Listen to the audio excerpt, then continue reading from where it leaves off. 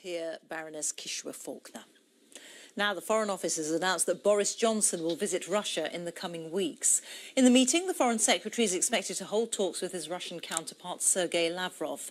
Mr Johnson has stated that Britain's policy towards Russia is to engage but beware. Discussions will focus on the UK-Russia relationship, as well as current international issues, including Syria and Ukraine.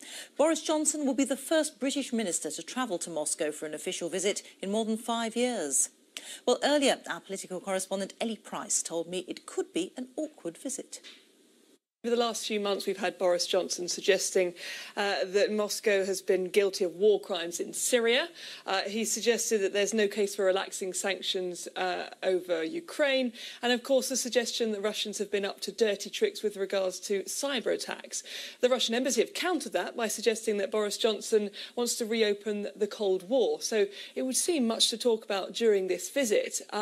We're told that during this visit, Boris Johnson will be robust and that there is no suggestion that this is cozying up to Moscow, but that it might be in Britain's national interest to engage with Russia, as you said there.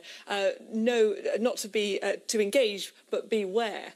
So plenty to talk about. There's another context here, of course, isn't there, as well? We're waiting to hear what Donald Trump wants to do. There's suggestions that Donald Trump would like to engage with Russia over the issue of counter-terrorism. The whole world is waiting to find out exactly how that relationship's likely to pan out. So perhaps not that surprising that Britain would like to re-engage with Russia and re-engage with its own relationship.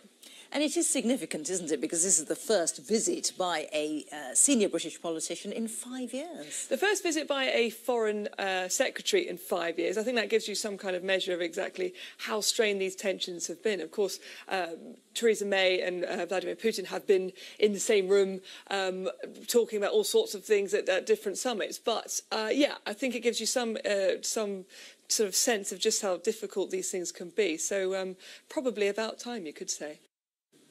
Ellie Price speaking to me a little bit earlier. Now let's get more on that news that 4 arrests have been made in connection with the escape of the convicted murderer Sean. You didn't frankly have the balls to put country before party.